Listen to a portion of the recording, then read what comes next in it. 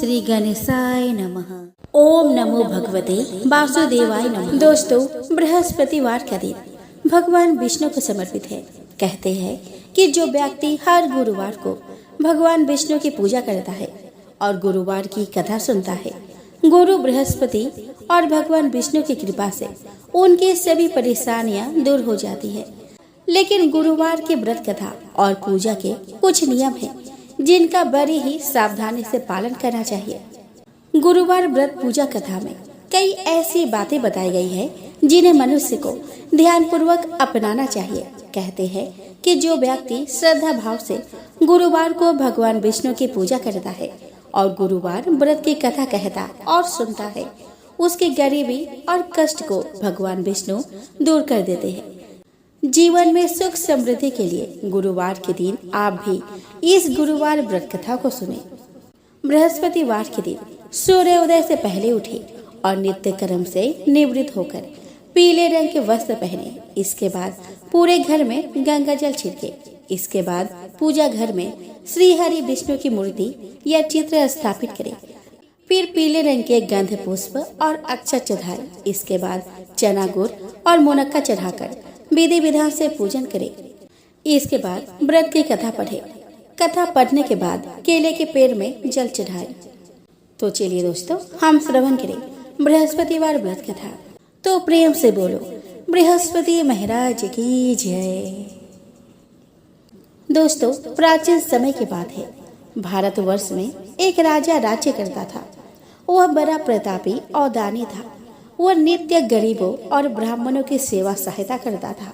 वह प्रतिदिन मंदिर में भगवान दर्शन करने जाता था, लेकिन यह बात उसके पत्नी को अच्छी नहीं लगती थी। वो ना ही पूजन करती थी और ना ही दान करने में उसका मन लगता था। एक दिन राजा शिकार खेलने वन को गए हुए थे, तो रानी और दासी महल में अकेली थी। उसी समय बृहस्पति देव साधु के वेश में राजा के महल में भिक्षा के लिए गए और भिक्षा मांगी, तो रानी ने भिक्षा देने से मना कर दिया। रानी ने कहा कि हे साधु महाराज, मैं तो दान पुण्य से तंग आ गई हूँ। इस कार्य के लिए मेरे पतिदेव ही बहुत है। अब आप ऐसा कृपा करें कि सारा धन नष्ट हो जाए तथा मैं आराम से रह सकूं। साधु ने कहा कि देवी, तुम तो बड़ी अजीब हो। धन और संतान से कौन दुखी होता है? इसकी तो सभी कामना करते हैं। पापी भी पुत्र और धन की इच्छा करते हैं। अगर तुम्हारे पास अधिक धन है तो भूखे मनुष्य को भोजन कराओ, पियाऊ लगवाओ, ब्राह्मणों को दान दो, कुआं, तालाब, बावड़ी, बाग बगीचा आदि का निर्माण कराओ, मंदिर, पाठशाला, धर्मशाला बनवाकर दान दो, निर्धनों की कुंवारी कन्याओं का विवाह कराओ, साथ ही यज्ञ आदि कर्म करो। अपने धन को शुभ कार्यों में खर्च करो। ऐसा करने से तुम्हारा नाम परलोक में सार्थक होगा एवं स्वर्ग की प्राप्ति होगी। लेकिन रानी पर उपदेश का कोई प्रभाव न पड़ा। वह बोली कि महाराज, मुझे ऐसे धन की आवश्यकता नहीं जिसको मैं अन्य लोगों को दान दूं, जिसको रखने और संभालने में ही मेरा सारा समय नष्ट हो जाए। अब आप ऐसी कृपा करें कि सारा धन नष्ट हो जाए तथा मैं आराम से रह सकूं। साधु ने उत्तर दिया कि यदि तुम्हारी ऐसी इच्छा है तो जैसा मैं तुम्हें बताता हूँ तुम वैसा ही करना। बृहस्पतिवार को घर को गोबर से लिपना, अपने केसों को पीली मिट्टी से धोना, राजा से कहना कि वह बृहस्पतिवार को हजामत बनवाए, भोजन में मांस मदिरा खाना और कपड़ा धोबी के यहाँ धुलने डालना। ऐसा करने से 7 बृहस्पतिवार में ही आपका सारा धन नष्ट हो जाएगा। इतना कहकर वह साधु महाराज वहां से अंतर्ध्यान हो गए। इसके बाद रानी ने वही किया जो साधु ने बताया था। 3 बृहस्पतिवार ही बीते थे कि उसका समस्त धन संपत्ति नष्ट हो गया और भोजन के लिए राजा रानी तरसने लगे। तब एक दिन राजा ने रानी से कहा कि तुम यहाँ पर रहो, मैं दूसरे देश में चाकरी के लिए जाता हूँ, क्योंकि यहाँ पर मुझे सभी मनुष्य जानते हैं, इसीलिए कोई कार्य नहीं कर सकता। देश चोरी परदेश भीख बराबर है। ऐसा कहकर राजा परदेश चला गया। वह जंगल को जाता और लकड़ी काट कर लाता, शहर में बेचता। इस तरह जीवन व्यतीत करता। इधर राजा के बिना रानी और दासी दुखी रहने लगी। किसी दिन भोजन मिलता और किसी दिन जल पीकर ही वो रह जाती।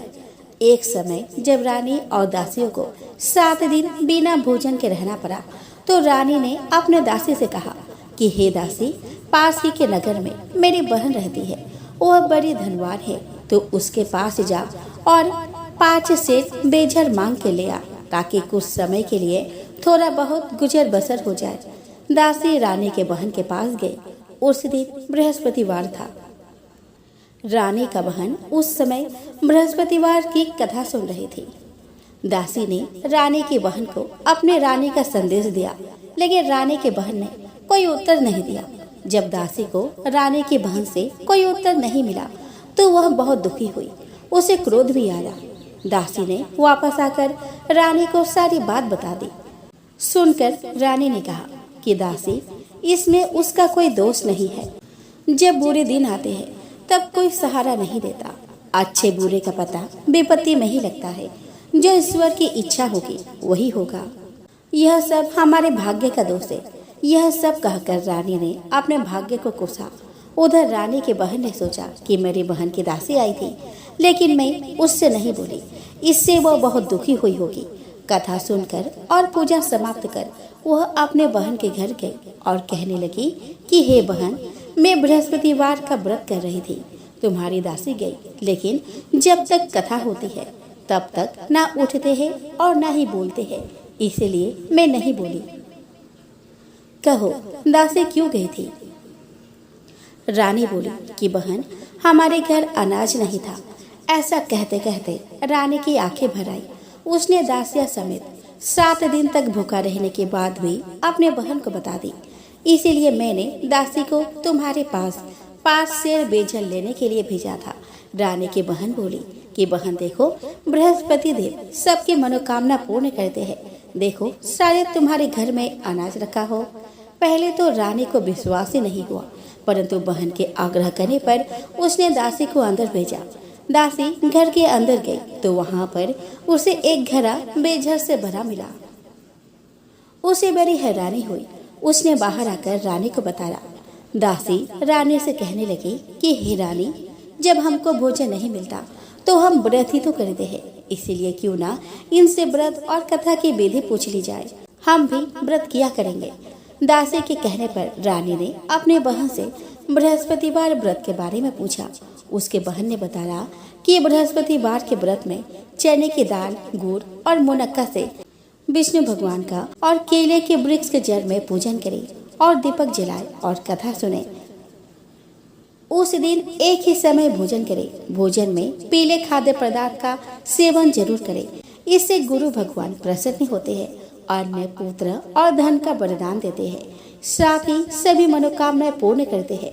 व्रत और पूजन की विधि बताकर रानी की बहन अपने घर लौट आई। रानी और दासी दोनों ने निश्चय किया कि बृहस्पति देव भगवान के पूजन वो जरूर करेंगे। 7 रोज बाद जब बृहस्पतिवार आया तो उन्होंने व्रत रखा। गुड़ साल में जाकर चना और गुड़ बीन लाई और उसकी दाल से केले की जड़ तथा विष्णु भगवान का पूजन किया। अब पीला भोजन कहाँ से आए? दोनों बड़ी दुखी हुई, परंतु उन्होंने व्रत किया था, इसीलिए बृहस्पति देव भगवान प्रसन्न थे। एक साधारण व्यक्ति के रूप में वे 2 थालों में पीला भोजन लेकर आए और दासी को देकर बोले कि हे दासी, यह भोजन तुम्हारे और तुम्हारी रानी के लिए है। इसे तुम दोनों ग्रहण करना। दासी भोजन पाकर बहुत प्रसन्न हुई। उसने रानी से कहा कि चलो रानी जी, भोजन कर लो। परंतु रानी को भोजन आने के बारे में कुछ भी पता ना था, इसलिए उसने कहा कि जा, तू ही भोजन कर ले, क्योंकि तू व्यर्थ में हमारी हंसी उड़ाती है। तब दासी ने कहा कि एक व्यक्ति भोजन दे गया है। तब रानी ने कहा कि वह व्यक्ति तेरे लिए ही भोजन दे गया है, तू ही भोजन कर। तब दासी ने कहा कि वह व्यक्ति हम दोनों के लिए 2 थालों में सुंदर पीला भोजन दे गया है, इसलिए मैं और आप दोनों ही साथ साथ भोजन करेंगे। यह सुनकर रानी बहुत प्रसन्न हुई और दोनों ने गुरु भगवान को नमस्कार कर भोजन किया। उसके बाद से वे प्रत्येक बृहस्पतिवार को गुरु भगवान का व्रत और पूजन करने लगी। बृहस्पति भगवान की कृपा से उनके पास धन हो गया, लेकिन रानी फिर पहले की तरह आलस्य करने लगी। तब दासी बोली कि देखो रानी, तुम पहले भी इस प्रकार आलस्य करती थी, तुम्हें धन के रखने में कष्ट होता था, इस कारण सभी धन नष्ट हो गया। अब गुरु भगवान की कृपा से धन मिला है तो फिर तुम्हें आलस्य होता है। बड़ी मुसीबतों के बाद हमने यह धन पाया है, इसीलिए हमें दान पुण्य करना चाहिए। अब तुम भूखे मनुष्य को भोजन कराओ, पियायु लगवाओ, ब्राह्मणों को दान दो, कुआं, तालाब, बावड़ी और बाग बगीचे आदि का निर्माण कराओ, मंदिर, पाठशाला और धर्मशाला बनाकर दान दो, निर्धनों की कुंवारी कन्याओं का विवाह कराओ, साथ ही यज्ञ आदि कर्म करो और अपने धन को शुभ कार्य में खर्च करो, जिससे तुम्हारे कुल का यश बढ़े और स्वर्ग प्राप्त हो और पितर प्रसन्न हो। दासी की बात मानकर रानी शुभ कर्म करने लगी, उसका यश बढ़ने लगा। एक दिन रानी और दासी आपस में विचार करने लगे कि ना जाने राजा किस दशा में होंगे, उनकी कोई खोज खबर भी नहीं है। उन्होंने श्रद्धापूर्वक बृहस्पति भगवान से प्रार्थना की कि राजा जहाँ कहीं भी हो शीघ्र वापस आ जाए। उस रात्रि को बृहस्पति देव ने राजा को स्वप्न में कहा कि हे राजा, उठ, तेरी रानी तुझको याद करती है, अपने देश को लौट जा। राजा प्रातः काल उठा और जंगल से लकड़ी काटने के लिए जंगल की ओर चल पड़ा। जंगल से गुजरते हुए विचार करने लगा कि रानी की गलती से उसे कितने दुख भोगने पड़े। राजपाट छोड़कर जंगल में आकर उसे रहना पड़ा। जंगल से लकड़ी काटकर शहर में बेचकर गुजारा करना पड़ा और अपनी दशा को याद करके व्याकुल होने लगा। उसी समय राजा के पास बृहस्पति देव साधु के वेश में आकर बोले कि हे लक्कड़हारे, तुम इस सुनसान जंगल में किस चिंता में बैठे हो, मुझे बतलाओ। यह सुनकर राजा के नेत्रों में जल भर आया। साधु की वंदना कर राजा ने अपनी संपूर्ण कहानी सुना दी। महात्मा दयालु होते हैं। वे राजा से बोले कि हे राजा, तुम्हारी पत्नी ने बृहस्पति देव के प्रति अपराध किया था, जिसके कारण तुम्हारी यह दशा हुई है। अब तुम चिंता मत करो, भगवान तुम्हें पहले से अधिक धन देंगे। देखो, तुम्हारी पत्नी ने बृहस्पतिवार का व्रत शुरू कर दिया है। अब तुम भी बृहस्पतिवार के व्रत में चने की दाल, गुड़ और मुनक्का से विष्णु भगवान का केले के वृक्ष के जड़ में पूजन करो और दीपक जलाकर कथा सुनो। उस दिन एक ही समय भोजन करना, लेकिन भोजन में पीले खाद्य पदार्थ का सेवन जरूर करना। भगवान तुम्हारी सब कामनाओं को पूर्ण करेंगे। साधु की बात सुनकर राजा बोले कि हे प्रभु, लकड़ी बेचकर तो इतना पैसा नहीं आता जिससे भोजन के उपरांत कुछ बचा सकूं। मैंने रात्रि में अपने रानी को व्याकुल देखा है। मेरे पास कोई साधन नहीं जिससे उसका समाचार जान सकूं। फिर मैं कौन सी कहानी कहूँ, यह भी मुझको मालूम नहीं है। साधु ने कहा कि हे लक्कड़हारे, तुम किसी बात की चिंता मत करो। बृहस्पतिवार के दिन तुम रोजाना की तरह लकड़ियां लेकर शहर को जाओ। तुमको रोज से 2 गुना धन प्राप्त होगा, जिससे तुम भली भांति भोजन कर लोगे और बृहस्पति देव की पूजा का सामान भी आ जाएगा। इतना कहकर साधु अंतर्ध्यान हो गए। धीरे धीरे समय व्यतीत होने पर फिर वही बृहस्पतिवार का दिन आया। लक्कड़हारा जंगल से लकड़ी काटकर किसी शहर में बेचने गया। उसे उस दिन और दिन से अधिक पैसा मिला। राजा ने चना, गुड़ आदि लाकर गुरुवार का व्रत किया। उस दिन से उसके सभी कलेश दूर हो गए। परंतु जब दोबारा गुरुवार का दिन आया तो बृहस्पतिवार का व्रत करना भूल गया। इस कारण बृहस्पति भगवान नाराज हो गए। उस दिन उस नगर के राजा ने विशाल यज्ञ का आयोजन किया तथा शहर में ये घोषणा करा दी कि कोई भी मनुष्य अपने घर में भोजन ना बनवाए, ना आग जलावे। समस्त जनता मेरे यहाँ भोजन करने आवे। इस आज्ञा को जो ना मानेगा उसे फांसी की सजा दी जाएगी। इस तरह की घोषणा संपूर्ण नगर में करवा दी गई। राजा के आज्ञा अनुसार शहर के सभी लोग भोजन करने गए, लेकिन लक्कड़हारा कुछ देर से पहुंचा। इसीलिए राजा उसको अपने साथ घर लिवा ले गए और ले जाकर भोजन करा रहे थे तो रानी की दृष्टि उस खूंटी पर पड़ी जिस पर उसका हार लटका हुआ था। वहां पर वो हार नहीं दिखाई दिया। रानी ने निश्चय किया कि मेरा हार इस मनुष्य ने चुरा लिया है। उसी समय सिपाहियों को बुलाकर उसको कारागार में डलवा दिया गया। जब लक्कड़हारा कारागार में पड़ गया और बहुत दुखी होकर विचार करने लगा कि न जाने कौन से पूर्व जन्म के कर्म से मुझे यह दुख प्राप्त हुआ है, और उसी साधु को याद करने लगा जो कि जंगल में मिला था। उसी समय तत्काल बृहस्पति देव साधु के रूप में प्रकट हुए और उसकी दशा को देखकर कहने लगे कि अरे मूर्ख, तूने बृहस्पति देव की कथा नहीं करी, इस कारण तुझे दुख प्राप्त हुआ है। अब चिंता मत कर, बृहस्पतिवार के दिन कारागार के दरवाजे पर 4 पैसे पड़े मिलेंगे, उनसे तू बृहस्पति देव की पूजा करना, तेरे सभी कष्ट दूर हो जाएंगे। बृहस्पतिवार के दिन उसे 4 पैसे मिले। लक्कड़हारे ने कथा कही। उसी रात्रि को बृहस्पति देव ने उस नगर के राजा को स्वप्न में कहा, हे राजा, तुमने जिस आदमी को कारागार में बंद कर दिया है वह निर्दोष है, वह राजा है, उसे छोड़ देना। रानी का हार उसी खूंटी पर लटका है, अगर तू ऐसा नहीं करेगा तो मैं तेरे राज्य को नष्ट कर दूंगा। इस तरह रात्रि के स्वप्न को देखकर राजा प्रातः काल उठा और खूंटी पर हारे देखकर लक्कड़हारे को बुलाकर क्षमा मांगी तथा लक्कड़हारे को योग्य सुंदर वस्त्र आभूषण देकर विदा कर दिया। बृहस्पति देव की आज्ञा अनुसार लक्कड़हारा अपने नगर को चल दिया। राजा जब अपने नगर के निकट पहुंचा तो उसे बड़ा आश्चर्य हुआ। नगर में पहले से अधिक बाग, तालाब, कुएं तथा बहुत सी धर्मशाला, मंदिर आदि बन गई है। राजा ने पूछा कि यह किसका बाग है और धर्मशाला है, तो नगर के सब लोग कहने लगे कि यह सब रानी और बांदी के है। तो राजा को आश्चर्य हुआ और गुस्सा भी आया। जब रानी ने यह खबर सुनी कि राजा आ रहे हैं तो उन्होंने बांदे से कहा कि हे दासी, देखो राजा हमको कितनी बुरी हालत में छोड़ गए थे, हमारी ऐसी हालत देखकर वह लौट न जाए, इसीलिए तो दरवाजे पर खड़ी हो जा। आज्ञा के अनुसार दासी दरवाजे पर खड़ी हो गई। राजा आए तो उन्हें अपने साथ लिवा लाई। तब राजा ने क्रोध करके अपने रानी से पूछा कि यह धन तुम्हें कैसे प्राप्त हुआ है। तब उन्होंने कहा कि हमें यह सब धन बृहस्पति देव के इस व्रत के प्रभाव से प्राप्त हुआ है। राजा ने निश्चय किया कि 7 रोज बाद तो सभी बृहस्पति देव का पूजन करते हैं, परंतु मैं प्रतिदिन दिन में 3 बार कहानी तथा रोज व्रत किया करूंगा।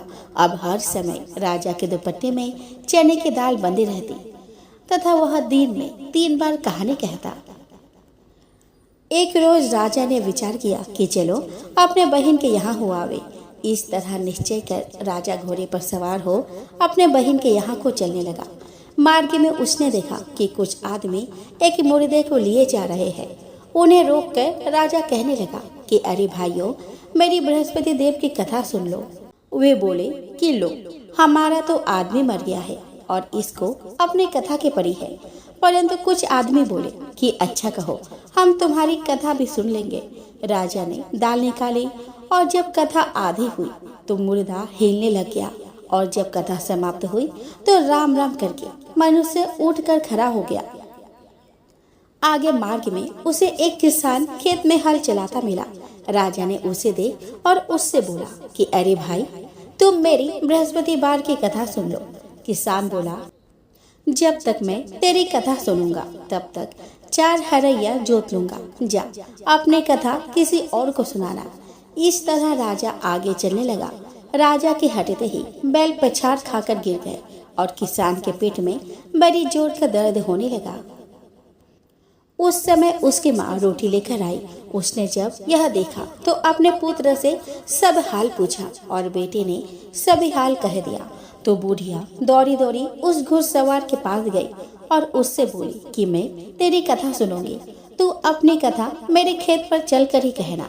राजा ने बुढ़िया के खेत पर जाकर कथा कही, जिसके सुनते ही वह बैल उठ खड़ा हुए और किसान के पेट का दर्द भी बंद हो गया।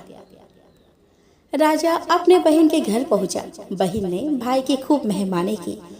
दूसरे रोज प्रातः काल राजा जगा तो वह देखने लगा कि सब लोग भोजन कर रहे हैं। राजा ने अपने बहन से कहा कि ऐसा कोई मनुष्य है जिसने भोजन नहीं किया हो, मेरी बृहस्पतिवार की कथा सुन ले। बहन बोली कि भैया, यह देश ऐसा ही है कि पहले यहाँ लोग भोजन करते हैं, बाद में अन्य काम करते हैं। आप रुको, अगर कोई पड़ोस में है तो मैं उसे दिखाती हूँ। वह ऐसा कहकर देखने चली गई, परंतु उसे कोई ऐसा व्यक्ति नहीं मिला जिसने भोजन न किया हो। अतः वह एक कुम्हार के घर गई जिसका लड़का बीमार था। उसे मालूम हुआ कि उनके यहाँ 3 रोज से किसी ने भोजन नहीं किया है। रानी ने अपने भाई की कथा सुनने के लिए कुम्हार से कहा और वह तैयार हो गया। राजा ने जाकर बृहस्पतिवार की कथा कही, जिसको सुनकर उसका लड़का ठीक हो गया। अब तो राजा की प्रशंसा होने लगी। एक रोज राजा ने अपने बहन से कहा कि हे बहन, हम अपने घर जाएंगे, तुम भी तैयार हो जाओ। राजा के बहन ने अपने सास से कहा तो सास ने कहा कि हाँ चली जा, परंतु अपने लड़कों को मत ले जाना, क्योंकि तेरे भाई के कोई औलाद नहीं है। बहन ने अपने भैया से कहा कि हे भैया, मैं तो चलूंगी, पर कोई बालक नहीं जाएगा। राजा बोला कि जब कोई बालक ही नहीं चलेगा तब तुम ही क्या करोगी। बड़ी दुखी मन से राजा अपने नगर को लौट आया। राजा ने अपने रानी से कहा, हम निर्वंशी हैं, हमारा मुंह देखने का धर्म नहीं है। वह बहुत दुखी हो गया और कुछ भोजन आदि भी नहीं किया। रानी बोली कि हे प्रभु, बृहस्पति देव ने हमें सब कुछ दिया है, वह हमें औलाद भी अवश्य देंगे। उसी रात को बृहस्पति देव ने राजा से स्वप्न में कहा कि हे राजा, उठ, सभी सोच त्याग दे, तेरी रानी गर्भ से है। राजा की यह बात सुनकर बड़ी खुशी हुई। 9वें महीने में उसके गर्भ से एक सुंदर पुत्र पैदा हुआ। तब राजा बोला कि हे रानी, स्त्री बिना भोजन के रह सकती है, पर बिना कहे नहीं रह सकती। जब मेरी बहन आवे तो मुझसे कुछ मत कहना। रानी ने सुनकर हाँ कर दिया। जब राजा की बहन ने यह शुभ समाचार सुना तो वह बहुत खुश हुई और बधाई लेकर अपने भाई के यहाँ आई। तभी रानी ने कहा कि घोड़ा चढ़कर तो नहीं आई, गधा चढ़ी आई। राजा की बहन बोली कि भाभी, मैं इस प्रकार न कहती तो तुम्हें औलाद कैसे मिलती। बृहस्पति देव ऐसे ही है, जैसे जिसके मन में कामनाएं हैं सभी को पूर्ण करते हैं। जो सद्भावना पूर्वक बृहस्पतिवार का व्रत करता है एवं कथा पढ़ता है अथवा सुनता है, दूसरों को सुनाता है, बृहस्पति देव उसके सभी मनोकामनाएं पूर्ण करते हैं।